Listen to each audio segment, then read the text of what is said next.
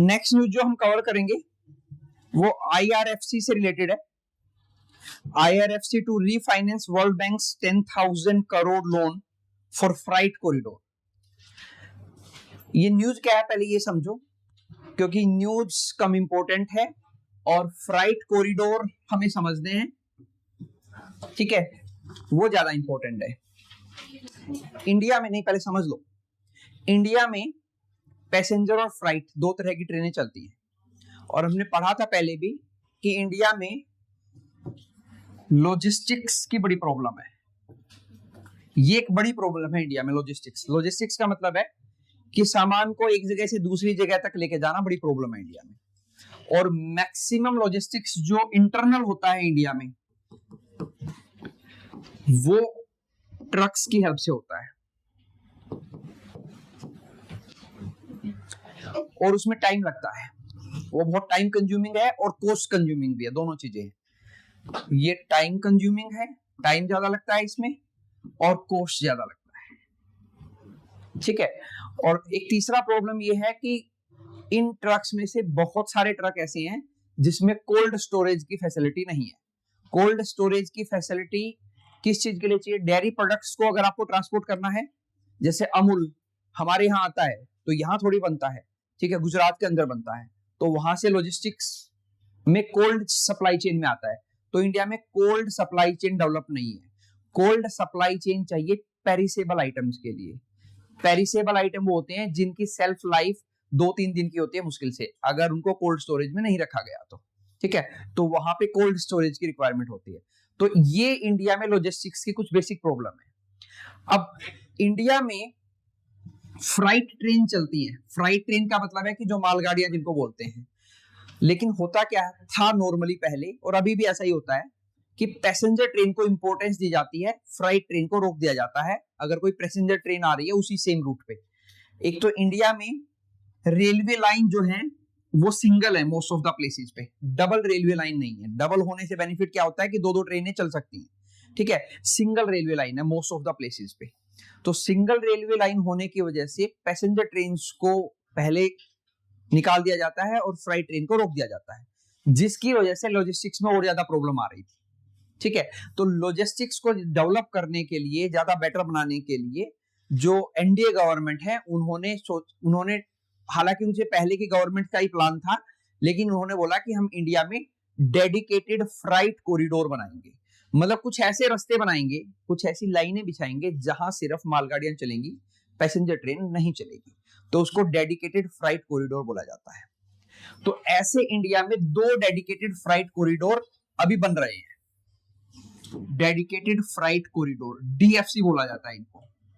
एक है eastern dedicated freight corridor, एक है western dedicated freight corridor. Eastern dedicated freight corridor Ludhiana से स्टार्ट होता है और ये दनकनी वेस्ट बंगाल तक जाता है। Western dedicated freight corridor Dadri में स्टार्ट होता है, यूपी के अंदर है दादरी, और ये जेएनपीटी तक जाता है, जवाहरलाल नेहरू पोर्ट ट्रस्ट, जो इंडिया की one of the major port है, ठीक है।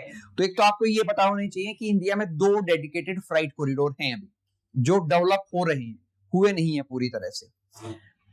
एक है ईस्टर्न डेडिकेटेड फ्राइट कॉरिडोर जो लुधियाना से स्टार्ट होके वेस्ट बंगाल तक जाएगा। दूसरा है वेस्टर्न डेडिकेटेड फ्राइट कॉरिडोर जो दादरी से जेएनपीटी तक जाएगा। अब इसमें स्टेट लिखो। स्टेट मतलब अगर क्लेट में पूछ लिया गया एक्सयूर एग्जाम में कि eastern dedicated freight corridor pass through which of the following states, कौन कौन से स्टेट से जाता है, या does not pass through which of the following state. 3 ऐसे दे दे जिसमें से जाता हो, एक ऐसा दे दे जिसमें से ना जाता हो। तो लिखो, so it will start from Punjab Ludhiana, eastern dedicated freight corridor, it will start from Punjab, after Punjab it will come to Haryana, Haryana से फिर ये जाएगा यूपी, यूपी से बिहार, बिहार से झारखंड और झारखंड से वेस्ट बंगाल। तो इस रास्ते पे एक डेडिकेटेड फ्राइट कॉरिडोर चला जाएगा। डन। दूसरा चलेगा दादरी यूपी से, अब यूपी इसमें भी आया था बीच में, हरियाणा, हरियाणा के बाद यूपी। तो यूपी का जो दादरी है वो दोनों का कॉमन पॉइंट है। मतलब कुछ सामान अगर वेस्टर्न में लुधियाना से लाके और उनको जेएनपीटी पे लेके जाना है तो उसको दादरी पे ड्रॉप कर देंगे, तो दादरी से दूसरा जाएगा और उसको ले जाएगा। तो दादरी दोनों का कॉमन पॉइंट है, ठीक है। तो मतलब इसको जंक्शन बोलते हैं, सुने होगा ना रेलवे जंक्शन, तो जंक्शन उसको बोलते हैं जहां पे दो से ज्यादा प्लेसेस की ट्रेन चल रही हो। जैसे रोहतक जंक्शन है तो यहाँ रोहतक से पानीपत ट्रेन चलती है, रोहतक से जींद ट्रेन चलती है, रोहतक से भिवानी ट्रेन चलती है, हिसार भिवानी, रोहतक से दिल्ली ट्रेन चलती है। तो इसको जंक्शन बोला गया, मतलब जहां पे कई सारे स्टेशन क्रॉस करते हो। तो ये जंक्शन होगा डेडिकेटेड फ्राइट कॉरिडोर का। कौन सा? दादरी, यूपी के अंदर। अब लिखो वेस्टर्न डेडिकेटेड फ्राइट कॉरिडोर कहां कहां जाएगा। It will start from UP Dadri, then it will go come to Haryana, हाँ, then it will come to Haryana. Dadri के बाद हरियाणा आएगा, यही बोला। हाँ, यूपी से हरियाणा क्यों नहीं आएगा? क्यों आ नहीं सकता? दादरी यूपी में है, ये चरखी दादरी नहीं है हरियाणा का, ये हरियाणा का चरखी दादरी नहीं है, ये दादरी है यूपी के अंदर जो है, ठीक है। तो यूपी से आएगा हरियाणा, ठीक है, फिर हरियाणा से जाएगा राजस्थान, फिर गुजरात और फाइनली महाराष्ट्र। हमारा जो साउथ हरियाणा है वो यूपी से बॉर्डर तो शेयर करता है, पलवल है, नूह है, ठीक है, फरीदाबाद है, ये बॉर्डर शेयर करते हैं, ठीक है। तो ये हो गया western dedicated freight corridor. Eastern dedicated freight corridor की लेंथ है 1337 किलोमीटर, 1337 किलोमीटर, मतलब 1337 किलोमीटर की लेंथ है अप्रोक्स। इसकी लेंथ टोटल 1337 किलोमीटर, इसकी लेंथ है लगभग 1506 किलोमीटर। ये ऑफिशियल डाटा के अकॉर्डिंग है, तो पूछेगा तो ऑफिशियल डाटा को ही पूछेगा, ऑब्वियस सी बात है। तो इसको फंड किया था वर्ल्ड बैंक ने, इस प्रोजेक्ट को फंड किया वर्ल्ड बैंक ने। ये मैंने आप लोगों को समझाया था कि इंडियन गवर्नमेंट को पैसे चाहिए होते हैं तो बोरो करती है, तो हमने वर्ल्ड बैंक से उधार लिया कि पैसे दे दो, ठीक है। अब उस वर्ल्ड बैंक के पैसे को लौटाने के लिए रीफाइनेंसिंग क्या होता है, किसी ऑलरेडी फाइनेंसिंग प्रोजेक्ट को दोबारा से फाइनेंस करना। आपने किसी से लोन ले लिया, ठीक है, अब जिससे लोन लिया उसको किसी ने पैसा दे दिया तो रीफाइनेंसिंग हो गई उस लोन की। तो रीफाइनेंसिंग करेगा IRFC, Indian railway finance corporation. मैंने आप लोगों को बताया था जब गवर्नमेंट कोई स्कीम बनाएगी तो या तो गवर्नमेंट डायरेक्टली पैसा देगी स्कीम का, या फिर एक स्पेशल पर्पज व्हीकल बनाती है, स्पेशल पर्पज व्हीकल, ठीक है, कोई बॉडी बनाएगी और ये बॉडी इस पैसे को लेके आएगी, कहीं से भी लाए, या गवर्नमेंट से लाए, या कहीं से बॉन्ड से लेके आए, या वर्ल्ड बैंक से, आईएमएफ से, या इंडिविजुअल से बोरो करेगी, ठीक है। तो इसको बोला जाता है स्पेशल पर्पज व्हीकल। तो आईआरएफसी एक तरह का क्या है, स्पेशल पर्पज व्हीकल है जो फाइनेंसिंग का काम करेगा इन फ्राइट कॉरिडोर्स के लिए। डन? दोबारा से फाइनेंस करना मतलब देखो, ए ने बी से पैसा लिया, सपोज इसने 10,000 रुपए से लिया, ठीक है। अब ये 10,000 रुपए जो इसके पास आया है, इससे आया है, तो ये पैसा इसको लौटा दे, किसी थर्ड से लेके ये पैसा इसको लौटा दिया, रीफाइनेंसिंग हो गया इस पैसे का। मतलब वर्ल्ड बैंक से हमने लिया था, ठीक है, अब ये वर्ल्ड बैंक को वापस दे देगी, कहीं ना और से इसने अरेंज कर लिया तो वर्ल्ड बैंक को उसका पैसा मिल जाएगा, ठीक है। सो ये आपको, अच्छा इसका तो लिखा भी हुआ था ईस्टर्न का, तो ठीक है, तो ये आपको इसके बारे में याद रखना है। और दूसरा है, एक तो हो गई आईआरएफसी, तो यहाँ पे दो स्पेशल पर्पज व्हीकल हैं, IRFC and dedicated freight corridor corporation of India limited. IRFC Indian railway finance corporation और dedicated freight corridor corporation of India limited, DFCCIL, ये दोनों स्पेशल पर्पज व्हीकल का काम करेंगे डेडिकेटेड फ्राइट कॉरिडोर के लिए। हैं क्या ये दोनों? PSU, ये दोनों हैं क्या? PSU मतलब पब्लिक सेक्टर अंडरटेकिंग, मतलब गवर्नमेंट कंपनीज हैं दोनों की दोनों। इन दोनों कंपनीज में 50% से ऊपर की ओनरशिप गवर्नमेंट के पास है। डन, ठीक है। नेक्स्ट अब हम चलेंगे ऑस्ट्रेलिया। ठीक है, पूरा वर्ल्ड ही घूम लेंगे 2 साल में। तो ऑस्ट्रेलिया में क्या हो गया, ऑस्ट्रेलिया ने रिमूव कर दिया, टैरिफ लगाया था इंडिया पे 100% on Indian export from January 1। ठीक है, तो मतलब ट्रम्प टैरिफ लगा रहा था तो इन्होंने बोला चलो हम कम कर देते हैं भाई, किसी को तो कम करना पड़ेगा। तो ऑस्ट्रेलिया ने जनवरी 26 से इंडिया पे से 100% टैरिफ हटा दिया इंडियन एक्सपोर्ट पे, कि इंडिया से कोई सामान ऑस्ट्रेलिया जाएगा तो उस पे कोई भी टैरिफ नहीं लगेगा। ठीक है, तो इनके साथ हमने economic corporation and trade agreement किया है, ECTA। एक तो न्यूज हो गई ये जो आपको ध्यान रखनी है। दूसरा, ऑस्ट्रेलिया एक आइलैंड कंट्री है। आइलैंड कंट्री वो होता है जो चारों तरफ से पानी से घिरा हुआ है। ऑस्ट्रेलिया का मोस्ट ऑफ द एरिया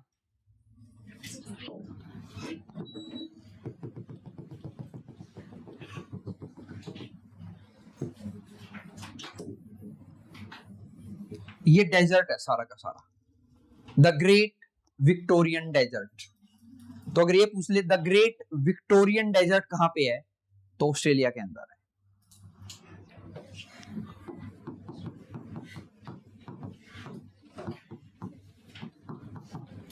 जितने भी शहर है ना वो सारे के सारे यहां हैं, जैसा कुछ चाइना में है। चाइना में कौन सा डेजर्ट है, गोबी डेजर्ट है, तो मोस्ट ऑफ द चाइना में गोबी डेजर्ट है। तो यहाँ पे विक्टोरियन डेजर्ट है, ग्रेट विक्टोरियन डेजर्ट भी बोल देते हैं इसको। इसके चारों तरफ कौन सा ओशियन है, पैसिफिक ओशियन। पैसिफिक ओशियन की कंट्री है। ठीक है, इसके यहां पे मतलब ज्योग्राफी के पॉइंट से देखोगे तो नॉर्थ ईस्टर्न कोस्ट पे, ऑस्ट्रेलिया के नॉर्थ ईस्टर्न कोस्ट पे ग्रेट बैरियर रीफ है। पढ़ाया होगा सर ने पिछले साल ज्योग्राफी में, ग्रेट बैरियर रीफ। क्या होता है भाई अनंत, ग्रेट बैरियर रीफ? हाँ, क्या होता है रीफ, क्या होता है? कोरल होते हैं वो, मतलब एक चीज को ऐसे घेर लेते हैं, एक चीज को घेर लेते हैं। समझ नहीं आया, समझाने को। आइंस्टाइन ने बोला था if you can't explain it well you haven't understood it well. सही बात है, आप समझा नहीं सकते तुम तो आपने समझा भी नहीं। बैठो। ग्रेट बैरियर रीफ, पहले तो ये समझ लो कि ये वर्ल्ड का लार्जेस्ट ग्रेट बैरियर रीफ है। यहां पे वर्ल्ड का लार्जेस्ट ग्रेट बैरियर रीफ है। अब ये बैरियर रीफ क्या होता है, ग्रेट तो इसके नाम के आगे इसे लगा दें कि वो बड़ा है। बैरियर रीफ एक मैराइन इकोसिस्टम है। क्या है बैरियर रीफ? मैराइन इकोसिस्टम है। ये मैराइन इसलिए बोला क्योंकि पानी में है। कौन से पानी में है? ओशियन के पानी से उसको मैराइन बोल देते हैं। मैराइन इकोसिस्टम, इकोसिस्टम क्या होता है? जहां पे कोई इंडिविजुअल अपने नेचुरल इन्वायरमेंट के साथ इंटरेक्ट करता है तो उसको इकोसिस्टम बोल देते हैं। तो ecosystem is a place where an individual interact with its original environment. जैसे हम ह्यूमन बीइंग के लिए अर्थ सरफेस इकोसिस्टम है, ठीक है। ये इकोसिस्टम टर्म टेंसले नाम के एक पर्सन ने दी थी, TENSLE, टेंसले नाम के एक पर्सन ने ये इकोसिस्टम टर्म दी थी, ठीक है। तो ये एक मैराइन इकोसिस्टम है। कोरल रीफ में यहां पे पॉलिप्स होते हैं।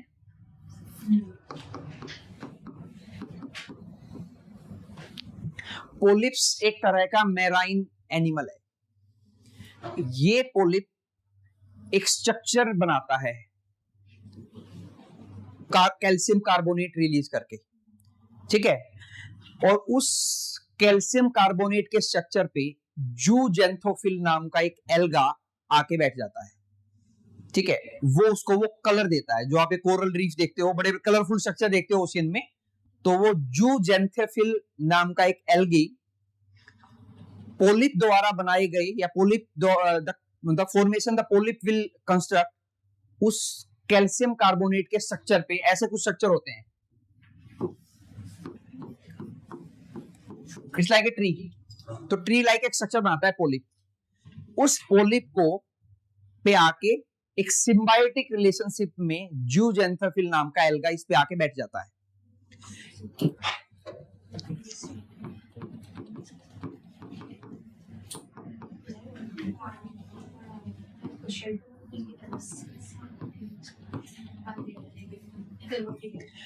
ये एल्गा इसको फूड देता है, एल्गी क्या देता है इसको? फूड देता है, किसको? पोलिप को। पोलिप ने स्ट्रक्चर बनाया तो पोलिप भी वहीं रह रहा है, तो उसको फूड देता है और कलर देता है, और पोलिप उसको रहने के लिए जगह दे रहा है। तो ये सिम्बायोटिक रिलेशनशिप है इन दोनों के बीच में, ठीक है, जिसको कोरल रीफ बोला जाता है। तो ये coral reef is a combination of polyp and alga, उनके कॉम्बिनेशन से बनता है, ठीक है। तो ऐसे जो ये कोरल रीफ होते हैं, इनकी अलग अलग टाइप होती है, जो आपने ज्योग्राफी में पढ़ी होंगी, या मैं वो डिटेल में नहीं जाऊंगा, फिर वो इन्वायरमेंट इकोलॉजी क्लास हो जाएगी, ठीक है। अलग अलग टाइप होती है, उसमें से एक टाइप है बैरियर रीफ, ठीक है। जब पानी के चारों तरफ ऐसे स्ट्रक्चर बन जाते हैं, ठीक है, तो ये बैरियर का काम करता है एक तरह से, ऐसे नहीं, ये तो अटोल हो जाएगा, फिर आप लोगों ने पढ़ा नहीं, ऐसे स्ट्रक्चर बन जाता है, ठीक है। ये कोस्टल एरिया है, ये इधर भी ओशियन है, और इधर बीच में स्ट्रक्चर है, और ये इधर भी ओशियन है, तो ऐसा ये बैरियर बना देता है। बैरियर का मतलब रुकावट, रास्ता, बैरिकेड लगाते हैं जैसे, ठीक है, तो इसको बैरियर बोलते हैं, तो इसलिए इसको बैरियर बोला जाता है। तो वर्ल्ड का सबसे बड़ा ग्रेट बैरियर रीफ ऑस्ट्रेलिया के नॉर्थ ईस्ट कोस्ट पे है, एक आपको ये ध्यान रखना है। दूसरा, यहाँ पे ग्रेट विक्टोरियन डेजर्ट हो गया। तीसरा, यहाँ पे एक रिवर सिस्टम है जो हमने पहले भी पढ़ा था, मुर्रे डार्लिंग रिवर सिस्टम। जैसे इंडिया में गंगा रिवर सिस्टम है, इंडस रिवर सिस्टम है, ब्रह्मपुत्र रिवर सिस्टम है, ऐसे ही वहां पे जो रिवर सिस्टम है उसको बोला जाता है मुर्रे डार्लिंग रिवर सिस्टम। तो कई बार ये पूछा गया कि ये रिवर सिस्टम कहाँ है वर्ल्ड में, तो इट इज इन ऑस्ट्रेलिया, ठीक है। देन ऑस्ट्रेलिया की कैपिटल कैनबरा, सिडनी नहीं है, मेलबर्न भी नहीं है, वो दो सिटी है वहां पे, ठीक है, तो वहां की कैपिटल है कैनबरा, ठीक है। तो ये एक्स्ट्रा इंफॉर्मेशन। और यहां से ऑस्ट्रेलिया से हम क्या लेते हैं? एंथ्रेसाइट कोल, एक बहुत अच्छी क्वालिटी का कोल मिलता है ना ऑस्ट्रेलिया में, ठीक है, तो एंथ्रेसाइट कोल लेते हैं हम यहां से।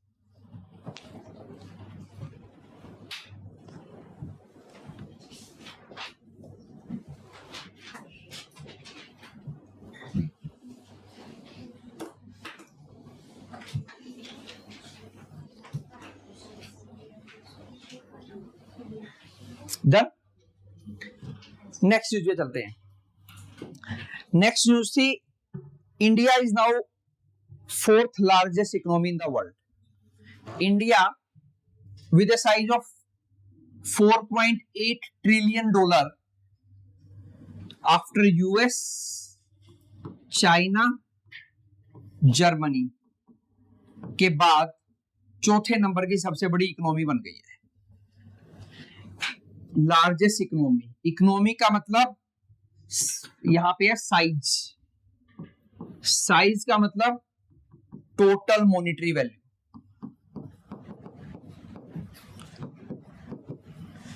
इन 1 ईयर।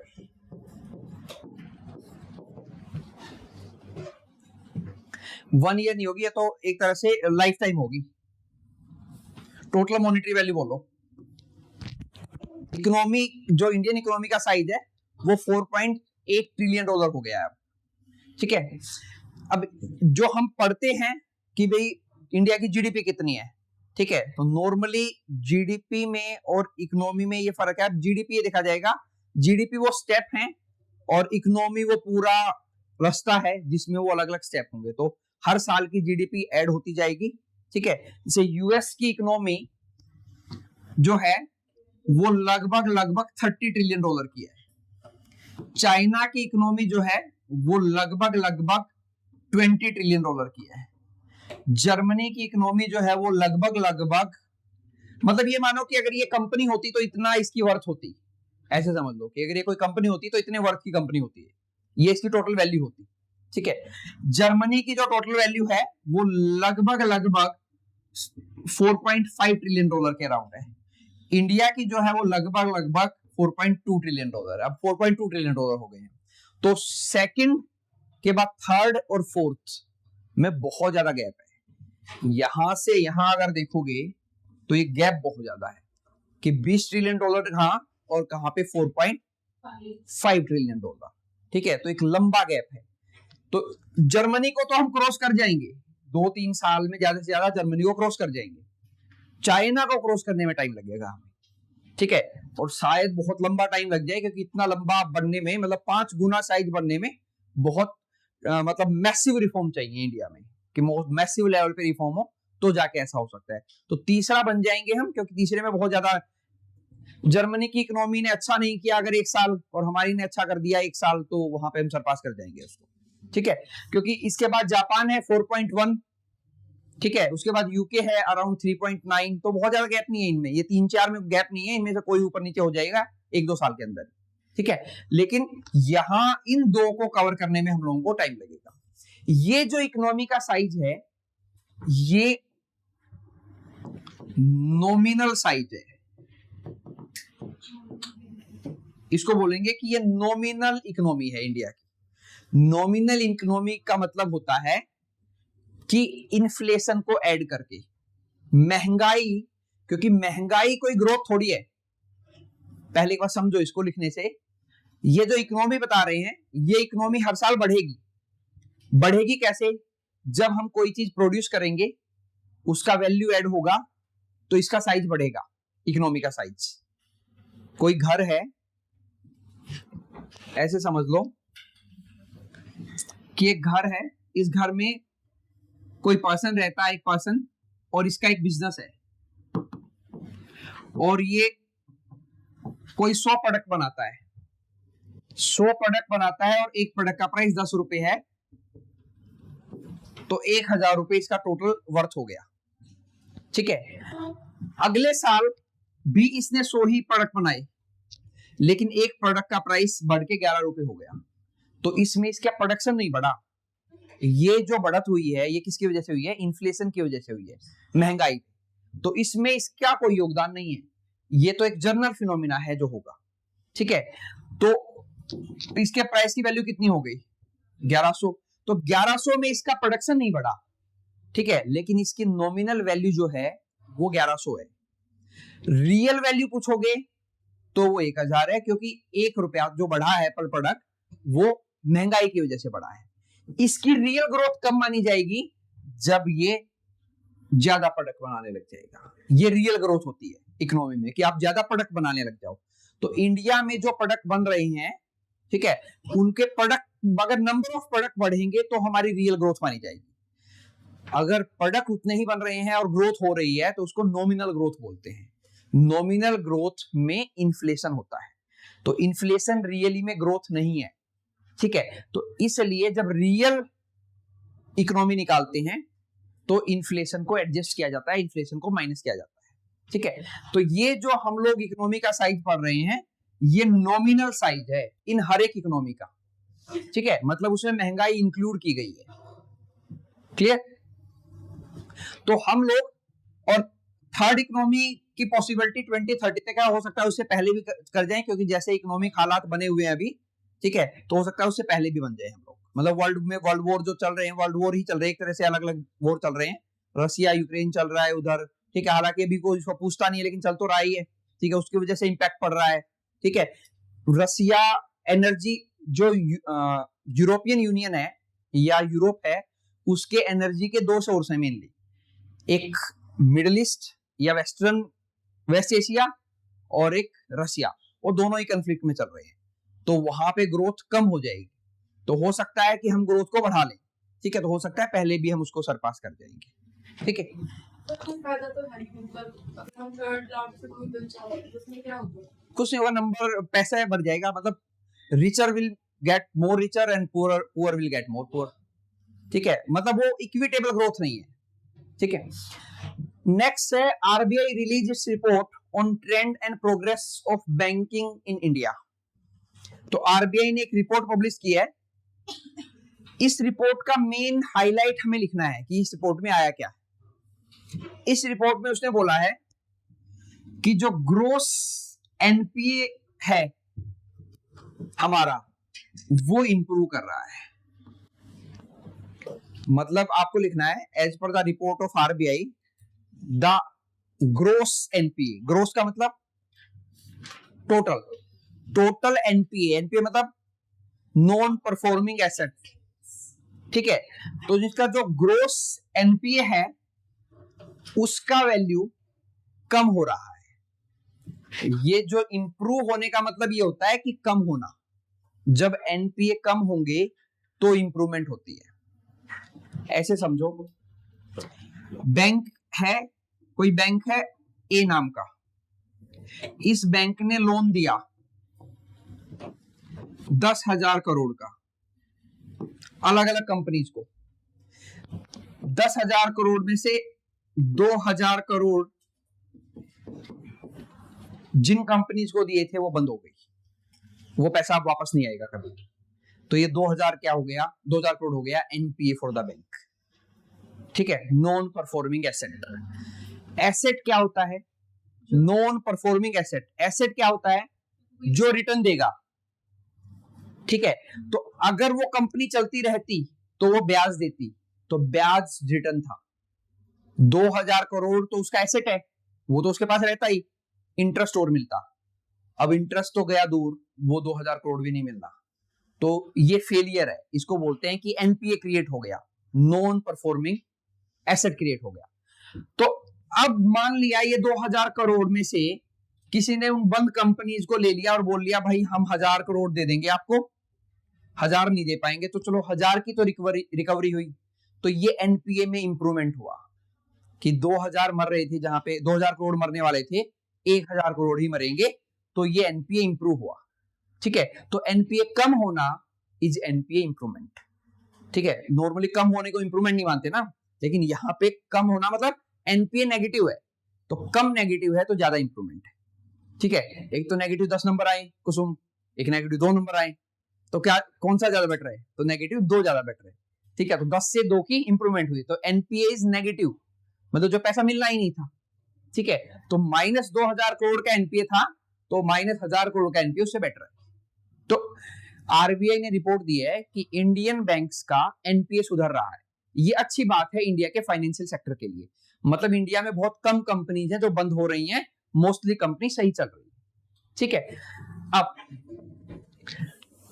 कोई भी एसेट, बैंक के केस में एसेट का मतलब है लोन, जो उसने लोन दिया है, क्योंकि बैंक के लिए तो वही एसेट है। ठीक है, ये एनपीए होता कब है? तो इसके कुछ स्टेजेस हैं। अगर कोई कंपनी जिसने पैसा लिया है और बैंक को लोन देना है, यानी इंटरेस्ट देना है, वो पहले 30 दिन के बाद इंटरेस्ट दे ही ना। सपोज किसी कंपनी ने 500 करोड़ का लोन लिया और इनको मंथली, हर मंथ इंटरेस्ट मिला के और ये पैसा मिला के सपोज इनका 5 करोड़ रुपए का एक इंस्टॉलमेंट बन गया जो इनको बैंक को भरना है। ठीक है, तो वो इंस्टॉलमेंट देंगे बैंक को। पहले 30 दिन खत्म हो गए और बैंक को ये इंस्टॉलमेंट नहीं मिला, कंपनी की तरफ से नहीं आया। ठीक है, तो उसको बोलेंगे SM0 account, special mention zero. ठीक है, तो ये स्पेशल मेंशन जीरो कब हुआ? जब interest is not being paid from 1 to 30 days, 1 से 30 दिन के बीच का इंटरेस्ट नहीं आया। ठीक है, क्योंकि ऐसा होता है बैंक में, जो ये 5-5 करोड़ की किस्त बनी है ना कंपनी की, तो इस 5 करोड़ में कुछ तो वैल्यू होगी जो पैसा दिया उसका, और कुछ होगा इंटरेस्ट का पैसा। तो अगर वो इंटरेस्ट का भी पैसा दे दे वो कहें भाई इस महीने की हम इंस्टॉलमेंट नहीं दे पाएंगे। सपोज आपने गाड़ी ली बैंक से, उन्होंने इंस्टॉलमेंट बना दी 10,000 की, उस 10,000 में सपोज 1,000 रुपए इंटरेस्ट है और 9,000 रुपए उस गाड़ी की वैल्यू जो आपको देनी है। तो आप बैंक को बोलो भाई 9,000 नहीं दे पाएंगे इस महीने, 1,000 दे देते हैं, आपका इंटरेस्ट दे देते हैं, तो आपका एसेट बना रहेगा।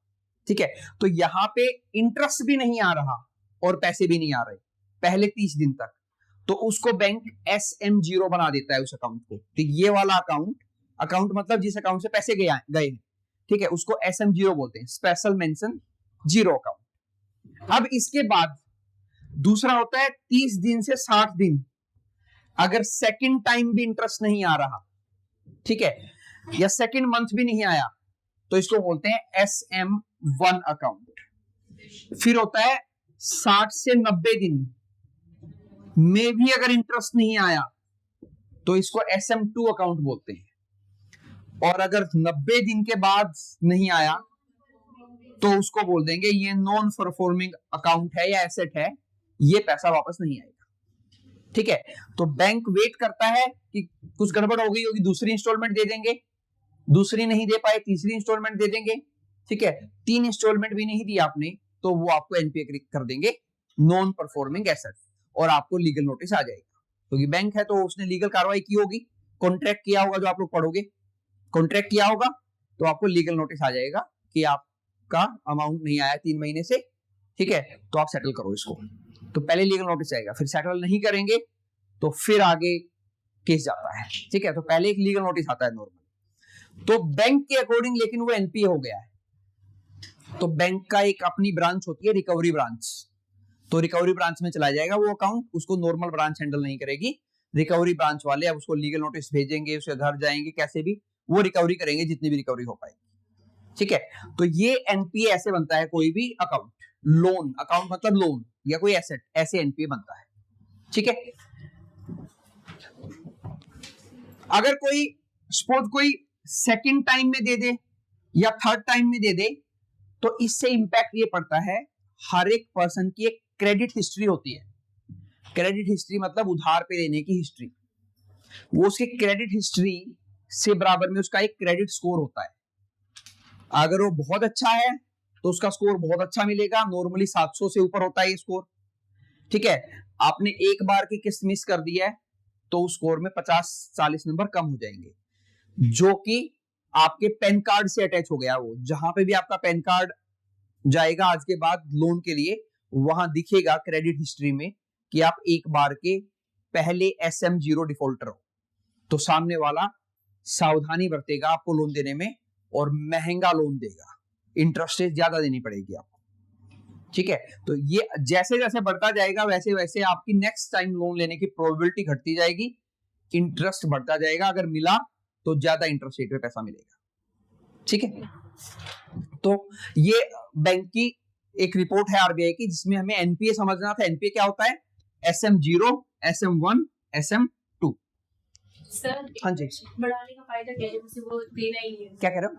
जब वो इंटरेस्ट वगैरह ही उसको जो दे रहे हैं उसको बढ़ाने का क्या है? नहीं, बैंक ने सपोज उस पर्सन ने दूसरी बार दे दिया, 1 महीने के डिफॉल्ट के बाद दे दिया, लेकिन उसने डिफॉल्ट किया तो उसको पेनल्टी लगती है एक तरह की, कि भाई आप आज के बाद ना करो, लाइफ टाइम ध्यान रखोगे, नेक्स्ट लोन आपको महंगा मिलेगा। उसको आपने टाइमली दिया, अगली बार भी क्रेडिट हिस्ट्री फिर सुधर जाएगी, फिर आपको सस्ता मिल जाएगा। तो एक तरह की वो पेनल्टी है जो उसको लगती है। नेक्स्ट है UNEP। नेक्स्ट चलेंगे हम नैरोबी केन्या। नैरोबी केन्या क्यों चलेंगे? क्यों अंतरा क्यों चलेंगे? पूछ भी नहीं रहे, फिर आप ऐसे ही चल रहे हो। कहाँ पे है? कहाँ पे है केन्या? हाँ, वानी आपसे पूछ रहा हूँ। उन्होंने बता दिया कि उसको नहीं पता था। अफ्रीका कॉन्टिनेंट में केन्या जो है अफ्रीका के वेस्टर्न कोस्ट पे है एक कंट्री, जहां पे मेडागास्कर है, मेडागास्कर आइलैंड, इंडियन ओशन, ये हो गया यहाँ इंडिया का पेनिनसुला, तो ये मेडागास्कर आइलैंड है, इंडियन ओशन का लार्जेस्ट आइलैंड, तो इसके यहाँ पे है केन्या कंट्री। ठीक है, तो केन्या की कैपिटल है Nairobi. Nairobi is the headquarter of UNEP, United Nation Environment Programme का हेडक्वार्टर है नैरोबी। और ये यूनाइटेड नेशन एनवायरनमेंट प्रोग्राम ये 1972 में बना था, स्टॉकहोम कन्वेंशन से, ये हमने पहले पढ़ा था। ठीक है, तो स्टॉकहोम नाम की एक कन्वेंशन हुई थी। Stockholm is the capital of Sweden, और स्वीडन यूरोपियन कंट्री है। तो वहां पे एक कन्वेंशन हुई थी, एक मीटिंग हुई थी स्टॉकहोम में, जब सभी कंट्रीज के जो हेड हैं वो मिले, उनको लगा भाई इन्वायरमेंट डिग्रेड हो रहा है, उसके नेगेटिव इंपैक्ट पड़ रहे हैं। मतलब ये वो टाइम था, समझो 1970s, जब कोल्ड वॉर चल रहा था, इंडस्ट्रियल ग्रोथ हो रही थी। ठीक है, तो इंडस्ट्री की ग्रोथ पीक पे थी। After second world war industry growth peak पे आई। ठीक है, तो उस टाइम पे अलग अलग कंट्रीज में इंडस्ट्री लग रही थी, तो पोल्यूशन हो रहा था, तो उससे वाइल्ड लाइफ पे, नेचुरल फ्लोरा एंड फौना पे इंपैक्ट पड़ रहा था। ठीक है, ग्रीन हाउस गैस का इंपैक्ट बढ़ रहा था। तो स्टॉकहोम में सभी कंट्रीज के लीडर मिले, उन्होंने डिसाइड किया हम यूएनईपी बनाएंगे। ठीक है, यूएनईपी की एनुअल मीटिंग होती है हर साल। एनुअली यूएनईपी के जो मेंबर वो मिलते हैं और डिसाइड करते हैं कि इन्वायरमेंट को खराब ना किया जाए, उसके लिए, मतलब इन्वायरमेंट को बेटर किया जाए, उसके लिए हम क्या कर सकते हैं। ठीक है, तो यूएनईपी जो अलग अलग पर्सन है जो क्लाइमेट को इंप्रूव करने के लिए काम करते हैं, उनको प्राइज देते हैं। ठीक है, ये 2025 का है, इंपॉर्टेंट है ये क्लेट के लिए काफी। सो यहाँ पे इसको बोला जाता है चैंपियन ऑफ अर्थ अवार्ड। तो पहला क्वेश्चन तो यही हो गया कि चैंपियन ऑफ अर्थ अवार्ड देता कौन है, तो यूएनईपी देता है। ठीक है, तो चैंपियन ऑफ अर्थ अवार्ड 2025, क्योंकि ये अवार्ड मिलते हैं नॉर्मली दिसंबर के अराउंड। तो अब की बात तो क्लेट हो चुका होगा तब तक 27 वाला, तो आपके लिए पिछले वाले इंपॉर्टेंट है।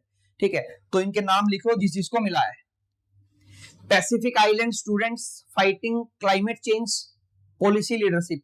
तो ये पैसिफिक आइलैंड है, अलग अलग जो पैसिफिक आइलैंड्स हैं उनके स्टूडेंट्स का ग्रुप है, तो इसको मिला है। दूसरा Supriya Sahu additional chief secretary है गवर्नमेंट ऑफ तमिलनाडु में। चीफ सेक्रेटरी क्या होता है? जो हाईएस्ट सिविल सर्वेंट या हाईएस्ट आईएएस ऑफिसर जो किसी स्टेट में होता है। तो ये एडिशनल जो है chief secretary, additional chief secretary होते हैं चीफ सेक्रेटरी को हेल्प करने के लिए।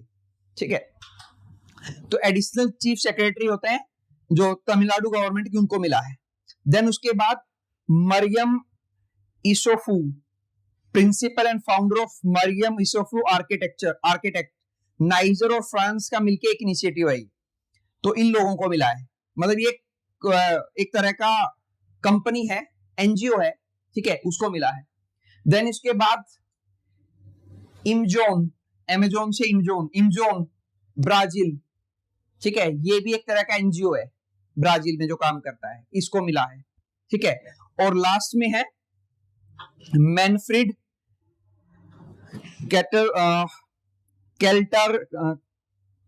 कैल्टाजीरोन, मैनफ्रीड कैल्टाजीरोन पोस्टहोमसली मिला इनको। पोस्टहोमसली मतलब आफ्टर डेथ।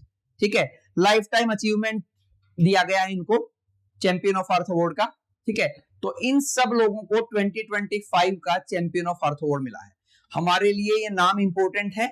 नॉर्मली पेपर में क्वेश्चन ऐसा कुछ आएगा कि which of the following is a recipient or not a recipient of champion of earth award. तो नाम गिवन होंगे 4 ऑप्शन में 4। तो अगर ये पूछेंगे कौन नहीं है तो 3 होंगे, 1 नहीं होगा। ठीक है, या ऐसा भी हो सकता है कि 3 के नाम देके ऑल ऑफ द वो दे दे वो। ठीक है, तो आपको ये नाम याद रखने हैं सारे के सारे। सिर्फ नाम ही याद रखना। हाँ, मतलब ये सारे के सारे जो आपने पढ़े कि मरियम इसोफ, इमजोन, ठीक है, ये जो पर्सन है इनको, और सुप्रिया साहू को, और Pacific island student fighting climate change, ये ग्रुपिंग का नाम है। मतलब एक तरह का ये भी एक एनजीओ है। तो 3 जैसे प्रिंसिपल फाउंडर है, ये याद रखना है कि किसका प्रिंसिपल फाउंडर है। हाँ, याद रखना है प्रिंसिपल फाउंडर वही पर्सन है, वही उसका फाउंडेशन है, तो याद ऐसे ही रह जाएगा। ठीक है, तो इनको ये champion of the earth award मिला है। Champion of the earth award UNEP देता है। यूएनईपी 1972 में बना था। ठीक है, नैरोबी केन्या में इसका हेडक्वार्टर है। और ये एक रिपोर्ट भी देते हैं जो हमने पढ़ी थी, global Yeah. emission gap report.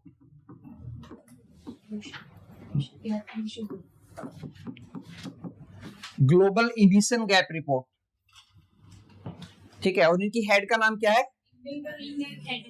Inger Anderson.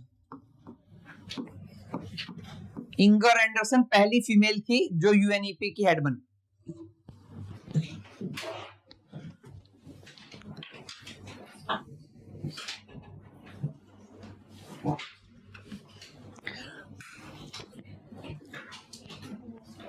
Done. Yes.